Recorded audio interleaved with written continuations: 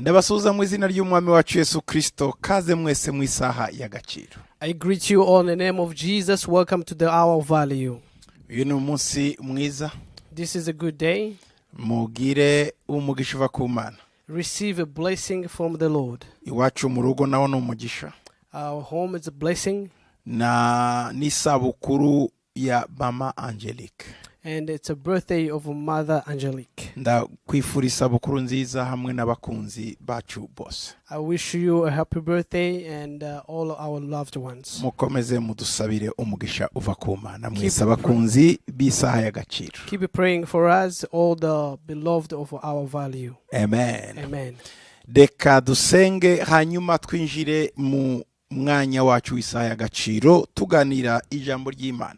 Let's pray and then we'll go straight to the word of God where we'll share the word of God. Uwiteka Mana turagushima kuri Imana nziza. Father, Lord God, we thank you for you are good God. Turagushima kudukunda. Thank you for loving us. Turagushima kuri uyu munsi mwiza. Thank you for this beautiful day. Ari n'umunsi w'isabukuru mwami rya Madame Angelique Gitwaza. And it's an anniversary birthday for Mother Angelique Gitwaza. Turamusabira umugisha. We pray blessing upon her life. Turamusabira ubuntu bwawe. We pray your favor upon her life. Imbaraga zawe. Your power. Ukuboko kwawe kwiza. Your right hand to be upon komeze kube her. kuri we. To be upon her. Murinde umuragire. Protect her. N'umuryango we wose. And her family. Nuko Mana twese uyu munsi twita mu maboko yawe. Father God, we put ourselves into your hands. Arabankurikira ari inshuti zose za askepo za zisaha y'agaciro. Those who follow me and the follower of our value. Ubaha umugisha. Bless them, Father. Bagiriye neza. Do good to them. Mu izina rya Yesu. In Jesus' name. Ijambo tuganira. The word that we are about to share. Rimanukane imbaraga. Let's come with the power. Rimanukane ubuzima. Let's bring life. Ubugingo. Life. Mu izina rya Yesu. In Jesus' name. Amen. Amen.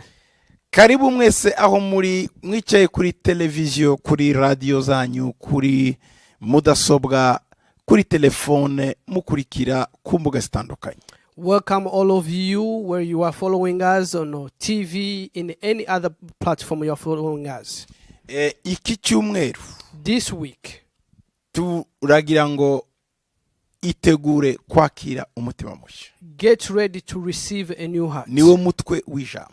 This is the theme of this week. Wibuke ko turi mu kwezi k'umutima mushya. We are in the month of a new mind. Kugira imitekerereze mishya. To have a new mindset. Rero itegure rero kwakira umutima mushya kuko muri uwo mutima niho habamo imitekerereze yose. So get ready to receive a new heart, in that heart that where you receive a new mind. Turakora ku byanditswe bitatu. We will touch 3 Bible verses or scriptures. Bitatu.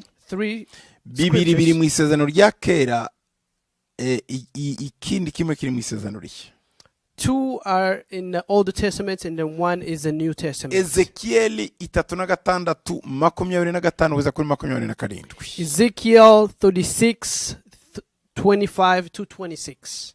Bibiri iravuga ngo nzabanyanyagizaho amazi meza maze muzatungana, mbakureho imyanda yanyu yose n'ibigirwamana byanyu byose. Nzabaha n'umutima mushya, mbashiremo umwuka mushya. Nzabakuramo umutima ukomeye nk'ibuye, mbashiremo umutima woroshe. Kandi nzabashiramo umwuka wanjye, tume mugendera mu mateka yanjye, mugakomeza n'amategeko yanjye, mukayasohoza. Amen. Amen. It says, then I will sprinkle clean water on you, and you shall be clean. I will cleanse you from all filthy and from all your idols. I will give you new heart and put a new spirit within you. I will take heart from a stone out of your flesh and give you a new flesh. Amen. Amen. Amen. Amen. Ikindi cyanditswe. The other key scripture here. Kiri muri Zaburi ya 51 ku murongo wa 12. It's in Psalm 51:10. Ngo Mana undememo umutima wera, unsubizemo umutima ukomeye. Create in me a clean heart, O God, and renew a steadfast spirit within me. Ikindi cyanyuma kiri mu isezerano rishya n'Abaroma 12 umurongo wa 2. The last one, it's Romans 12:2.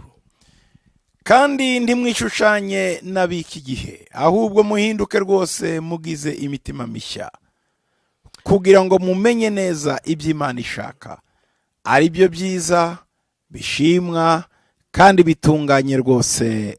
Amena. Amen. Romans 12:2, and do not be conformed to this world, but be transformed by renewing of your mind, that you may be prove what is that good and acceptable and the perfect will of God.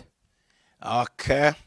Reka duhere muri iki cyanditswe tumaze gusoma cyo muri Ezekiel. Let's start with this scripture in Ezekiel 36.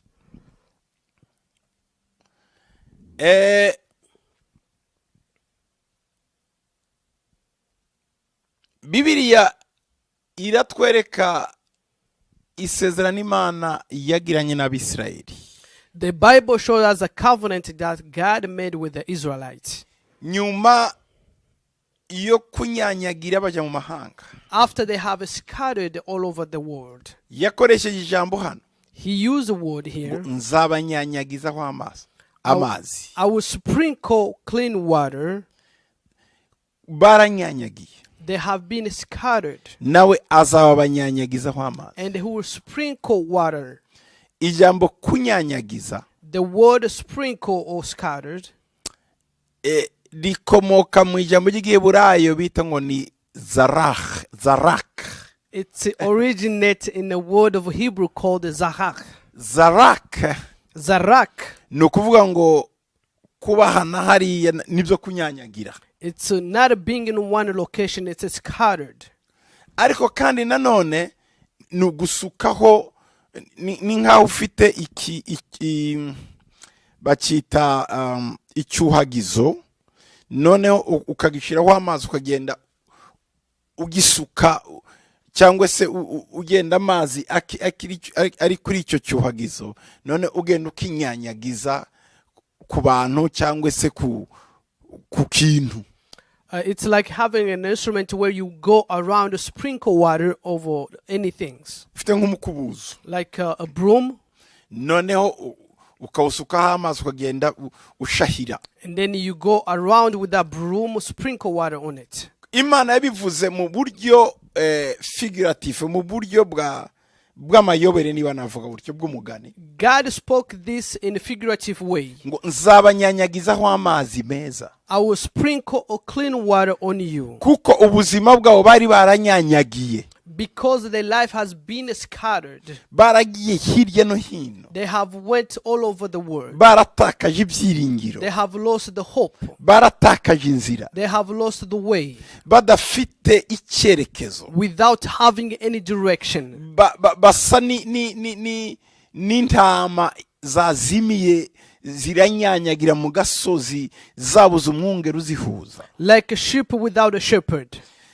Ngo nabo rero niko Abisirayeli bari bameze mu buryo bw'umwuka. That's how Israelites were in the spiritual realm. Kandi uko kunyanyagira kwabo mu buryo bw'umwuka bagiye basakuma imyanda yaho banyanyagiriye. Them being scattered, they have take out the costume from the foreign land. Nukuvuga ngo bagenda basigwa imyanda ahantu baraye, aho biriwe, aho bagiye. So they were taking a spotless from different nations. Imbere y'Imana barandura. So before God they were defiled. Aho bagiye hose basanga basenga izindi mana, bizi imico yabo batangira gusenga izo mana. So wherever they have been scattered, they have taken the costume, the tradition, they worship a different God. Ubwo buryo rero banyanyagiye mu buryo bw'umwuka. The way they scattered in the spiritual way. Nibwo Imana yongera gukoresha mu ijambo rya Ezekiel. That's the same manner, the same way God is speaking using the word in Ezekiel. Ngo nanjye nzabanyanyagizaho amazi. Then I will sprinkle clean water. Nzabanyanyagizaho amazi. I will sprinkle water on you. Nzabanyanyagizaho cyangwa se nzabasukaho amazi. I will sprinkle, I will pour water on you. Ayo mazi, that water, n'amazi meza. It's a clean water. Ayo mwanyanyagiyeho n'amazi yanduye. The water that have been scattered or sprinkled on you was defiled. ngo icyo gihe nge nzafata amazi meza nyabasukeho. Then I took a clean water and then I will sprinkle on you. Ikizavamo ni ugutungana kwanyu. And then that will be the outcome, will be the being cleansed. ngo muzatungana. You will be cleansed. Imana izabanyanyagizaho amazi y'ubugingo. God will sprinkle water of life on you. Imana izabanyanyagizaho amazi y'ibyiringiro. God will sprinkle water of hope on you. Azabakuraho umwanda wose mwandujwe n'abanyamahanga. You will be cleansed from any defilement you have taken from ngo hanyuma mutungane. Then it will be perfect. Iri ni isezerano Imana yasezeranyije inzu ya Isirayeli bari mu gihugu cy'amahanga. This is the covenant God has made with the Israelites when they were in a foreign land. Hanyuma ngo nzabakuraho imyanda yanyu yose. Then I'll cleanse you with all filthiness. Iyo myanda yavuye he? Where this filthiness aho came from. bagiye batoragura. Where they have scattered all over aho the bagiye world. barara. Wherever they have spent the night abo from. babanye. The people they will dwell together. abo bakoranye. The people they work with. abo basangiye. The people they share meal with. abo bararanye. The people they spend the night with. abo bagiranye ubushuti. Those who they made a covenant of batari friendship. bafite Imana y'amasezerano. Whom they didn't have a God of promises. icyo gihe barabanduje. They defile them. birashoboka ko ubuzima bwawe nawe It's possible that your life as well. bwanyanyagiye. It has been scattered. aho uraye Wherever you sleep. uhakura imyanda yaho mu You mwuka. take a filthy. aho ukorera Wherever you work. uhakura imyanda yaho mu mwuka. You take a filthy from a aho spiritual realm. uciye Wherever you pass. wandura imyanda yaho mu Then mwuka. you will be filthy without inshuti spiritual ufite realm. Your friends. zifite iminwa yanduye. They have a spotless lips. zifite amaboko yanduye. They have a hand which is defiled. zifite umutima wanduye. They have unclean heart. abo nibo baguhobera. That's the one that hugs you. abo nibo nshuti zawe. Those are your friends. abo nibo mukundana. Those are your friendship. Bibiri iravuga ngo The Bible says here, zabanyanyagizaho amazi I meza will sprinkle clean water on maze you, muzatungana. and you shall be clean. hari isezerano There's a promise ko of na wa covenant. wundi twihebye ko atazakizwa nawe azakizwa. The one whom we have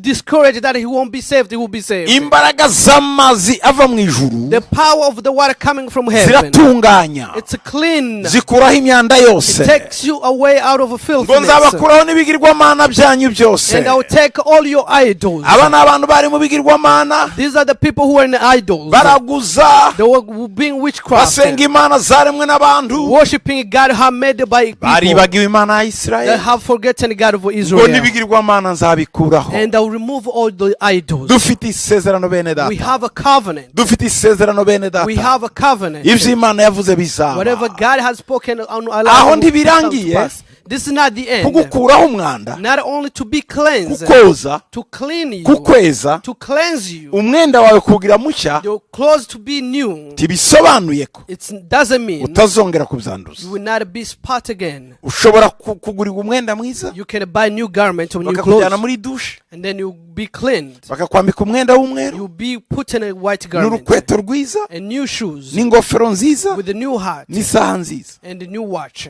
nyuma y'akanya gato And then after a while, umutima ukakohereza hahandi bagukuye. your heart will lead you where you came from. ugasubira mu isayo nk'ingurube. You will go back to the mud like a pig.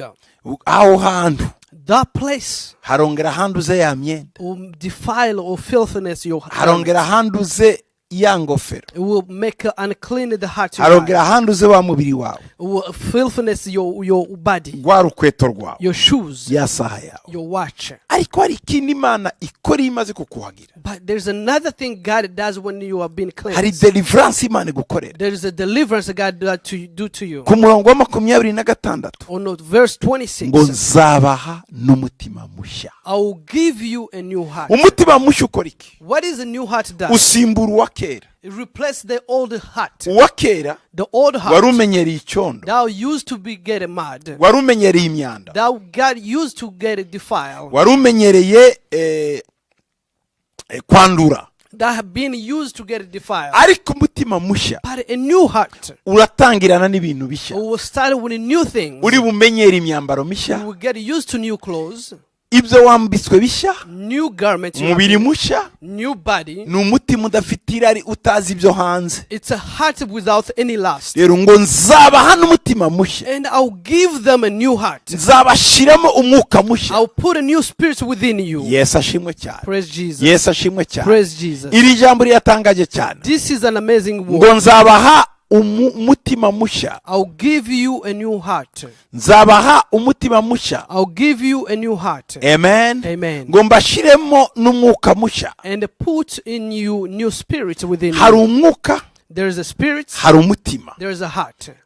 Umutima A heart, ni mushya, it's new. ariko kugira ngo ukomeze ugira ubwo buzima, In order to remain and clean, ukeneye umwuka. you need a spirit. Umutima udafite umwuka uba upfuye. A heart without spirit, it's dead. Imana ntizakwemera umutima mushya gusa, God will not only clean or give you new heart only. ngo ahubwo izagushyiramo n'umwuka He mushya. will put a new spirit within you. Icyo Imana izakora, What God will do, ngo izakuramo umutima ukomeye nk'ibuye, He will take out a stony heart out of you ngo hanyuma ngo ibashiremo umutima woroshye, and give you a flesh heart, umutima woroshye nk'inyama. which is flesh like meat. Amen. Amen. Ibyaha A sin, bikomantanya umutima, it make your heart strong, umeze nk'urutare. which is become like a stone. Kubabarirwa ibyaha, To be forgiven without guhanagurwa sin, ibyaha, to be cleansed, guhabwa umutima mushya, to receive a new heart. bituma umutima w'ibuye ugenda hakaza umutima woroshye. The stony heart will depart, a new flesh heart will come. Iyo Bibiliya ivuga umutima ukomeye n'umutima woroshye, When the Bible talks about the stony heart and the flesh heart, ntibiba bivuga umutima udashobora gukubitwa n'amarangamutima. Oya, it doesn't mean that you cannot be attacked by emotions. oya. No. Aho icyo Bibiliya cyakuvuga ni iki? What the Bible saying here, umutima ukomeye the stony heart, ni umutima utumvira Imana, it's a heart that is not being led by God. ni umutima utumvira, The heart that does not obey. ariko umutima woroshye But a flesh heart, ni uwumvira Imana. it's a heart that obey God. Bibiliya iravuga ngo niboneye mu bahungu ba Yesayi Dawudi, The Bible says that among the sons of Jesse I have found David. ngo afite umutima He has a heart uhwaniye umutima wanjye, that is according to my will, ngo kuko ngo azakora ibyo mutegeka byose. because he will do according to what I guide him to Umutima do. wa Sawuli wari umutima w'ibuye, The heart of Saul was a stony heart. umutima wa Dawudi wari umutima w'inyama. The heart of David was a flesh heart. Niyo mpamvu iyo yakoraga akantu gatoya yasitaraga, yagwaga no mu cyaha akarira Imana, ariko Sawuli we ntacyo byamubwiraga. That's why David, when he committed sin and when he will stumble, who will cry out of God to forgive him. But Saul, who will not do such. Amen. Amen. Dufite isezerano rero We have a covenant ko of tuzashirwa mu promises. mutima Will mushya, be put a new heart nk'umwuka mushya, and a new spirit. uw'ibuye ukagenda, The stony heart will depart tukakira uworoshye, and receive a flesh heart. kandi umwuka Imana izaduha. And the spirit God will give Ku to murongo wa us. 27 On verse ngo ni 27, umwuka wanjye, it's my own spirit. ngo nzabashyiremo umwuka wanjye, I'll give you my own heart. ntume mugendera mu mateka yanjye, ntume mukomeza amategeko yanjye kandi muyasohoza. You will walk into my statutes. Muzakomeza amategeko yanjye. Ku murongo wa 27 On verse 27, ngo kandi nzabashyiramo umwuka wanjye, ntume mugendera mu mateka yanjye, mugakomeza n'amategeko yanjye mukayasohoza. I will put my spirit within you and cause you to walk into my statutes, and you will keep my judgment and do them. Amen. Amen. Amen. Amen. Yo, Yesu ashimwe cyane. Praise Jesus. Imana nimara kugushyira mu mwuka wayo, When God put his own spirit, umwuka w'umuntu the human spirit, urarikira icyo umuntu akunda. it be last what you desire. Umwuka ukurimo The spirit that is within you ukunda ikintu kijyanye nawe. desire what is according to that spirit. Iyo uri mu mwuka wo kubeshya, When you have a spirit of lying, igihe cyose urarikira ikinyoma. you will desire or you will have a lust of lying. Iyo uri mu mwuka w'ubusinzi, When you have a spirit of alcohol, igihe cyose urarikira inzoga. you will lust alcohol. iyo uri mu mwuka w'itabi When you have a spirit of cigarettes, urarikira itabi. you will last cigarettes. Umwuka rero w'Imana nawo The spirit of God as well, urarikira iby'Imana. who will desire what God is allowed. Ngo nzabashiremo umwuka wanjye, I will put my spirit, ngo ntume mugendera mu mateka yanjye, cause you to walk into my statutes, mukomeza amategeko yanjye and will keep my judgment kandi mukayasohoza. and do them. Bivuze ngo Which means umwuka w'Imana the spirit of God uzararikira iby'Imana, will only last the uzararikira iby'ijuru, will only desire what is for heaven, uzakora ibyo Imana ishaka. will desire to do what God is Uyu after. mwuka ntuzakora iby'isi This is not only the spirit that will do kuko according si to the world, uw'isi, because it's not according to the ahubwo world. ni uw'ijuru. It's a spirit of Rero heaven, uzareba iby'ijuru, will desire of heaven, ngo murarikire iby'ijuru, desire what is of ngo heaven, murebe ku by'ijuru, look upon ngo what is aho in heaven, KRiSTO wabazukiye yicaye. where Jesus Christ who was raised, where he sat. Amen. Amen. Nzabashyiramo umwuka wanjye ntube mugendera mu I will mateka yawe, put my spirit within you and cause you to walk into my ngo statutes, niyituma mukora kandi mukunda kandi mugakora. and who will make you keep the judgment and do them. Imana God, ngo ishira muri mwebwe ubushake bwo gukunda no gukora. he will make you, he will put within you the will and to do. Amen. Amen. Zaburi ya 51 twasomye Psalm 51, ku murongo wa 12, no, Psalm 51 in English is 51:10.